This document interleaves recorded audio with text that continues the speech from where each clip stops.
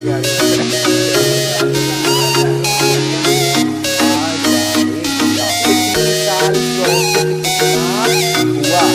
Students, स्वागत है आपका मेरे चैनल कॉमर्स गुरुजी पर। और आज की वीडियो में हम लोग पढ़ने वाले हैं हमारा क्लास 12th का चैप्टर नंबर 3 बिजनेस एनवायरनमेंट।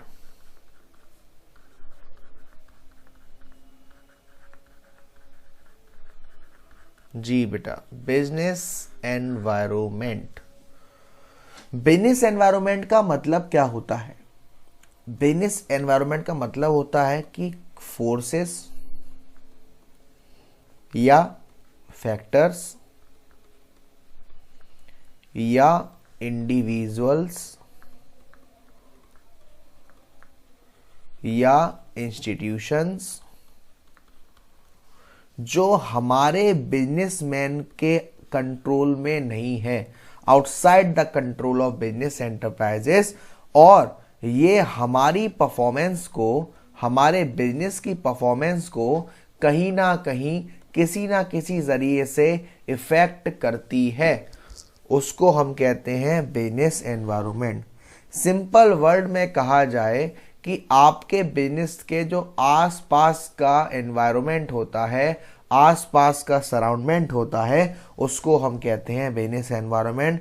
ये हमारा जो इकोनॉमिक, सोशल, टेक्नोलॉजिकल, लीगल और भी सारे एनवायरनमेंट होते हैं जो हमारे एंटरप्राइजेस के बाहर ऑपरेट हो रहे हैं, हमारे बिजनेस के कंट्रोल में नहीं है और हमारे बिजनेस में वो कहीं ना कहीं इम्पैक्ट डालते हैं।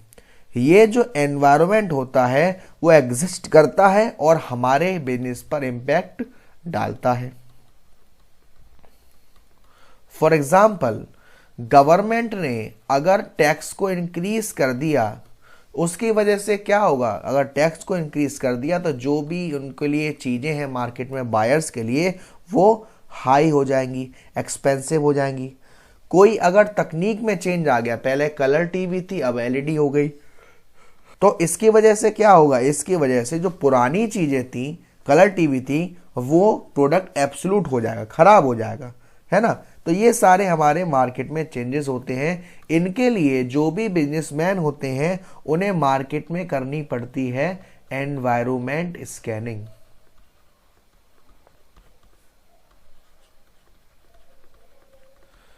एनवायरनमेंट स्कैनिंग क्या है? एनवायरनमेंट स्कैनिंग का मतलब है कि ये कंप्लीट अवेयरनेस रहती है, कंप्लीट अंडरस्टैंडिंग रहती है बिजनेस एनवायरनमेंट में। आने वाले टाइम में कौन कौन से चेंजेस होने वाले हैं, आने वाले टाइम में कौन कौन सी फोर्सेस, कौन कौन से फैक्टर्स ऐसे हैं जो हमारे मार्केट पर इंपैक्ट डालेंगे, ये पता करते हैं एनवायरनमेंट स्कैनिंग, है ना। अगर आप एनवायरनमेंट स्कैनिंग करेंगे तो फ्यूचर में आने वाली अपॉर्चुनिटीज और फ्यूचर में आने वाले थ्रेट्स आप सबको मालूम रहते हैं। जो भी हमारी एमआरटीपी मोनोपोली रेगुलेशन एक्ट जो कहलाता है आपका, उसमें कौन कौन सी चीज़ें आ रही हैं, किन किन चीज़ों पर रिलैक्सेशन मिलेगा, किन किन चीज़ों पर रिडक्शन होगा, इन सब को आपको यहाँ से इंफॉर्मेशन मिलती है। देन हम फॉरवर्ड करेंगे फीचर्स की तरफ। किसके feature sir? Features of business environment. जो हमारा बिजनेस एनवायरनमेंट होता है, इसके फीचर्स क्या होते हैं?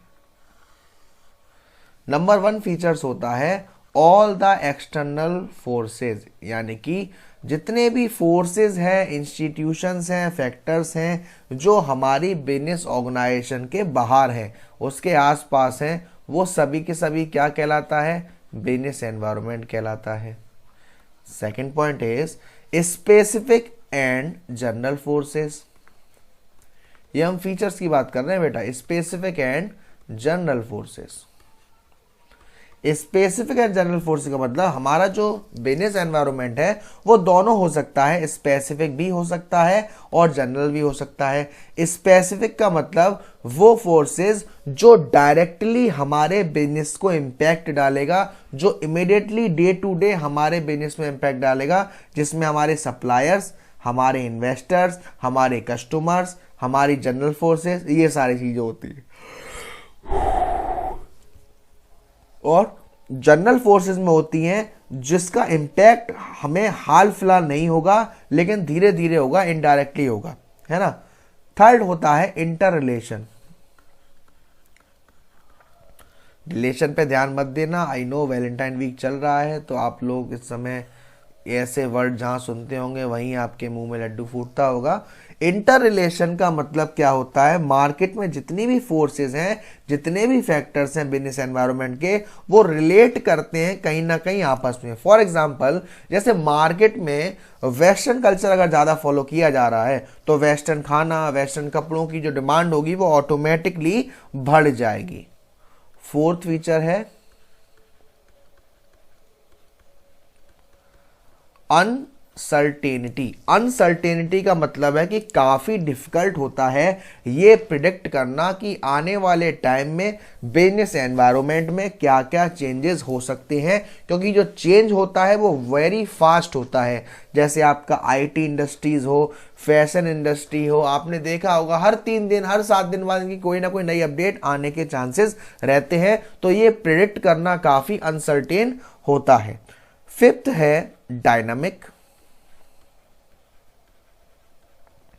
डायनामिक का मतलब होता है कि जैसे जो हमारा बिजनेस एनवायरनमेंट होता है वो हाईली फ्लेक्सिबल होता है, चेंज होता रहता है, तो ये काफी दिक्कत वाली बात होती है हमें उसमें बार बार स्कैन करते रहना, ठीक है ना। फिर आता है कॉम्प्लेक्स। कॉम्प्लेक्स का मतलब कि ये काफी डिफिकल्ट होता है पता लगाना कि जो बिजनेस एनवायरनमेंट में चेंज हो रहा है उससे हमारे ऊपर क्या इंपैक्ट पड़ सकता है। जैसे रिसेंटली मैं बताऊं कि जो हमारी गवर्नमेंट है वो कंपनीज को एक ऑप्शन प्रपोज करने वाली है कि अगर आप चाहो तो अपने एम्प्लॉयज को पूरे वीक काम ना करवा के 4 दिन काम करवा सकते हैं, और जो वीकली 48 आवर्स का टाइम होता है काम करने का उसको बढ़ा सकते हैं, है ना। तो ये एक और रखा है उन्होंने। तो ये सारे फीचर्स आते हैं हमारे बिजनेस एनवायरनमेंट को। फीचर्स को हम कैरेक्टरिस्टिक भी कह सकते हैं, फीचर्स को हम नेचर ऑफ बिजनेस एनवायरनमेंट भी कह सकते हैं। तो जैसा कि मैंने आपको बहुत सारे चैप्टर्स में बार बार बताया है कि फीचर्स क्या होते हैं, इंपोर्टेंस क्या होते हैं, अब तो बताने की जरूरत नहीं, वरना आपको क्या सर ले दे के आप बार बार उसी टॉपिक पे आ जाते हैं, ले दे के। चलिए, इंपोर्टेंस ऑफ बिजनेस एनवायरनमेंट। अगर बिजनेस एनवायरनमेंट आप करते हो, एनवायरनमेंट स्कैनिंग आप करते हो, तो आपके लिए क्या इंपोर्टेंस है बेटा। अगर आप इसे इग्नोर करोगे, फॉर एग्जांपल आपकी कंपनी में कोई प्रोडक्ट सेल हो रहा है और गवर्नमेंट ने उसको लेकर कोई चेंज कर दिया है और आपको उस चेंज के बारे में मालूम नहीं है क्योंकि आप बिजनेस एनवायरनमेंट से अनअवेयर हो, तो आपके बिजनेस से आपको उठाकर काफी पीछे फेंक दिया जाएगा और जो आपके पीछे होंगे वो आपसे काफी आगे निकल जाएंगे। यानी कि पहला इंपोर्टेंस रहता है enable the firm to identify opportunities and getting first mover advantage।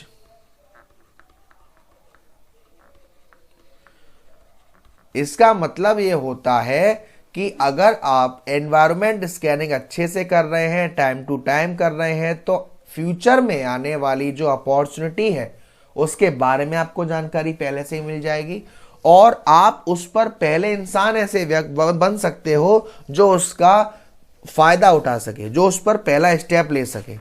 Second रहता है भाई, अगर आप स्कैनिंग करते हो तो जिस तरीके से आपको अपॉर्चुनिटी के बारे में पता चल रहा है उसी तरीके से आपको आने वाली परेशानियां, आने वाले थ्रेट्स का अर्ली वार्निंग सिग्नल मिल जाएगा। तो जो रिस्क हो सकता है उसके चांसेस आपके लिए थोड़े कम हो सकते हैं। तीसरा इंपोर्टेंस है helpful in tapping and assembling resources. अगर बिजनेसमैन सही से बिजनेस एनवायरनमेंट करता है, मार्केट को अच्छे से पढ़ता है, तो उसे मालूम रहती है कि मुझे कितना क्या चीज चाहिए। फॉर एग्जाम्पल मार्केट में अगर डिमांड एलईडी की है तो वो एलईडी ही टीवी लेगा, उसे क्या जरूरत ब्लैक एंड व्हाइट और कलर्ड की, है ना। फोर्थ आता है help to adjust and adapt with rapid changes. जो लगातार या बार बार जल्दी जल्दी जो भी चेंजेस होते हैं, आप अगर बिजनेस एनवायरनमेंट करते हो तो आप उन चेंजेस में अपने आप को ढाल सकते हो, है ना। क्योंकि आपको मालूम है कि आज की डेट में कितना जल्दी जल्दी चेंजेस आते हैं, तो आपको उन चेंजेस में बने रहने के लिए, अपने बिजनेस में टिके रहने के लिए उन चेंजेस में सर्वाइव करना पड़ेगा, और बिजनेस एनवायरनमेंट की मदद से ही आप ऐसा कर सकते हो। Assisting in planning, assisting in planning and policy making।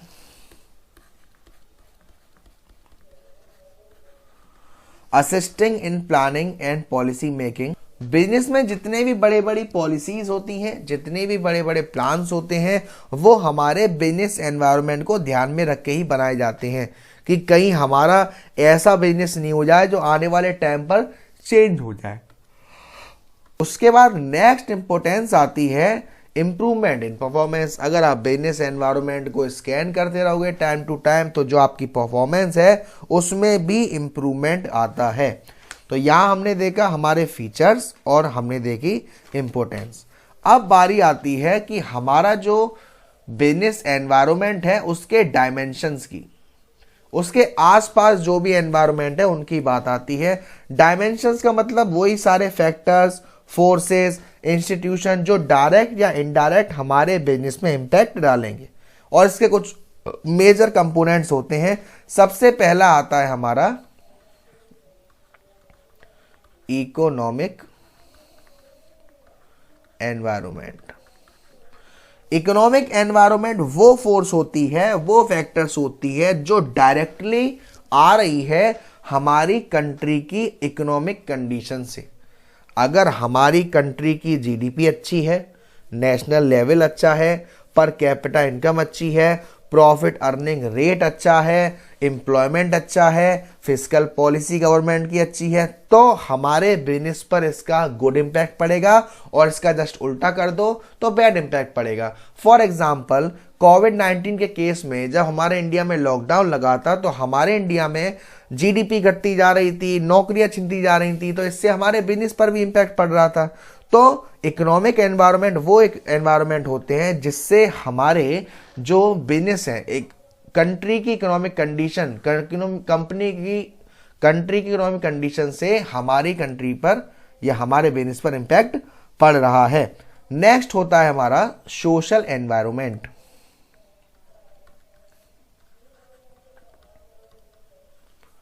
Social environment, social environment का मतलब है कि इसमें जो भी कस्टम्स हैं, ट्रेडिशन है, सोसाइटी में जो अभी जो फैशन चल रहा है उसको देखते हुए जो इनका स्टैंडर्ड ऑफ लिविंग है, जो टेस्ट एंड प्रेफरेंसेस है, जो एजुकेशन लेवल है, उसके हिसाब से जो अपनी डिमांड करते हैं वो हमारा सोशल एनवायरनमेंट होता है। फॉर एग्जांपल मार्केट में चला कि भाई हमें अपने हेल्थ पर ध्यान देना है, तो वो क्या करेंगे, जिम की डिमांड ज़्यादा बढ़ जाएगी, हेल्थ प्रोडक्ट की सेल बढ़ जाएगी, और वो प्रोडक्ट जो हमारी हेल्थ को इफेक्ट करते हैं उसकी सेल कम हो जाएगी। दिवाली, ईद, क्रिसमस पर जो हमारी स्वीट्स होती हैं उनकी सेल इंक्रीज हो जाती है, ग्रीटिंग कार्ड्स इंक्रीज हो जाती है। तो वो डिपेंड करता है हमारा भाई reservation for job for minority and women, equal wages देना, ऑटोमेटिक मशीन वगैरह, हेल्थ एंड फिटनेस के ऊपर, क्वालिटी ऑफ लाइफ को चेंज करना, है ना। इन सारी चीज़ों की वजह से हमारा क्या होता है, सोशल एनवायरनमेंट। ये हमारा सोशल एनवायरनमेंट मार्केट में चल क्या रहा है ना। तीसरा आता है हमारा पॉलिटिकल एनवायरनमेंट।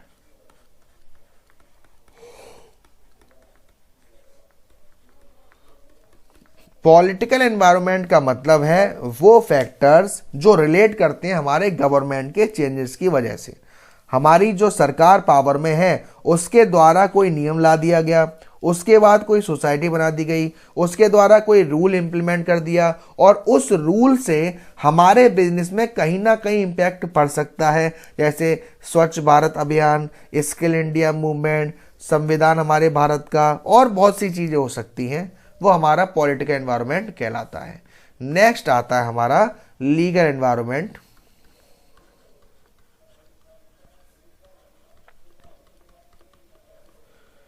लीगल एनवायरनमेंट का मतलब होता है कि आपको मालूम है कि जितने भी हमारे बिजनेस हैं उन्हें कुछ ना कुछ लॉ के द्वारा बनाए गए, संविधान के द्वारा बनाए गए कानून का पालन करना पड़ता है। ये काम करोगे तो इसका रजिस्ट्रेशन करवाना पड़ेगा, इसका लाइसेंस लेना पड़ेगा, और बहुत सारे रूल्स एंड रेगुलेशन होते हैं जो कि गवर्नमेंट ने बनाए हुए हैं। तो अगर आपको, जैसे हमारा इंडस्ट्रियल एक्ट है, फेमा है, ट्रेड यूनियन एक्ट है, फैक्ट्री एक्ट है, कंज्यूमर प्रोटेक्शन एक्ट है, कंपटीशन एक्ट है, ये सारे एक्ट बने हुए हैं। अगर हमें ढंग से काम करना है तो हमें इन एक्ट के तहत ही चलना पड़ेगा। और लास्ट आता है टेक्नोलॉजिकल एनवायरनमेंट।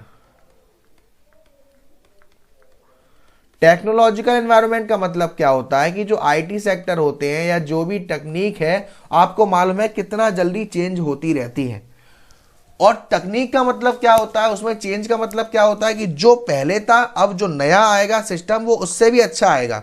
फॉर एग्जाम्पल, जैसे हमारा बात करी जाए, जैसे आपकी टिकट बेचने की दुकान थी, आप ब्लैक में टिकट बेचते थे, अब ऑनलाइन सिस्टम हो गया सारा, तो आपकी सेल क्या हो जाएगी, घट जाएगी, खत्म हो जाएगी। तो मैं बारी बारी एक बार सबको रिवाइज कर दे रहा हूँ। इकोनॉमिक एनवायरनमेंट में क्या हो सकता है, हमारे टैक्स में चेंज हो गया, इंटरेस्ट रेट में चेंज हो गया, इनकम में चेंज हो गया, इन्फ्लेशन बढ़ गई, स्टॉक मार्केट में कमी आ गई। सोशल एनवायरनमेंट में क्या होता है, सोशल एनवायरनमेंट में जो हमारा टेस्ट एंड फैशन है उसमें चेंज होना, सोशल ट्रेंड में चेंज होना, स्टैंडर्ड ऑफ लिविंग में चेंज होना, और celebration of festival, increasing in number of working women. Political में जो भी हमारे गवर्नमेंट है उनके द्वारा डिसीजन है ना। तो ये सारी चीजें हैं जो हमारे डायमेंशंस में आती हैं और कहीं ना कहीं डायरेक्टली या इनडायरेक्टली हमारे बिजनेस को इन्फ्लुएंस करती है विद पॉजिटिव और negative way, what ever it is. तो इसके बाद आती है न्यू इकोनॉमिक पॉलिसी।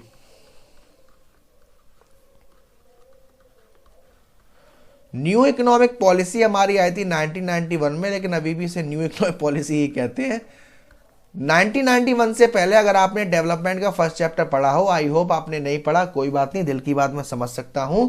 1991 से पहले हमारी जो इकोनॉमिक कंडीशन थी, ये इकोनॉमिक कंडीशन काफी ज्यादा स्टैग्नेंट थी, हमारी इकोनॉमी काफी ज्यादा बेकार थी। उसको एक्सेलरेट करने के लिए, उसको बढ़ाने के लिए न्यू इकोनॉमिक पॉलिसी को लाया गया 1991 में, जिनमें 3 मेजर एलिमेंट्स थे, जिसे आप कह सकते हो 3 मेजर डायमेंशंस। पहला था हमारा लिबरलाइजेशन। लिबरलाइजेशन का मतलब होता है जितने भी फालतू के licence, quota and many more restriction और कंट्रोल जो लगाए गए थे इंडस्ट्रीज के ऊपर 1991 से पहले, उसको खत्म किया गया। कुछ ही जगह लाइसेंस रह गया, बाकी सब जगह लाइसेंस को मना कर दिया गया। अब अपने बिजनेस को बढ़ाने के लिए या कम करने के लिए कोई रिस्ट्रिक्शन नहीं है। टैक्स रेट में कटौती करी गई, जो अननेसेसरी टैक्सेस थे उनको कम किया गया, बहुत सी जगह हटा भी दिया। लिबरलाइजेशन किया गया इंपोर्ट एंड एक्सपोर्ट पर, जो भी प्रोसीजर होता था फॉरेन कैपिटल को, उसको सही करा गया। Movement of goods and service, अगर आप गुड्स यहां से वहां बेचते हो तो आप फ्रीडम से बेच सकते हो और अपनी प्राइस खुद चुन सकते हो। तो ये लिबरलाइजेशन हुआ। लिबरलाइजेशन के बाद एक और एलिमेंट था जिसे हम कहते हैं प्राइवेटाइजेशन। प्राइवेटाइजेशन का मतलब क्या है कि जो प्राइवेट सेक्टर था उसको रोल ज्यादा देना, उसको इंपोर्टेंस ज्यादा देना, पब्लिक सेक्टर का रोल रिड्यूस करना। गवर्नमेंट ने इसके लिए काफी सारी पॉलिसी बनाई। गवर्नमेंट ने डिसइन्वेस्टमेंट किया। डिसइन्वेस्टमेंट मतलब पब्लिक सेक्टर को प्राइवेट सेक्टर में चेंज करना, है ना। तो ये सारी चीजें थी। एक और एलिमेंट था जो है हमारा ग्लोबलाइजेशन।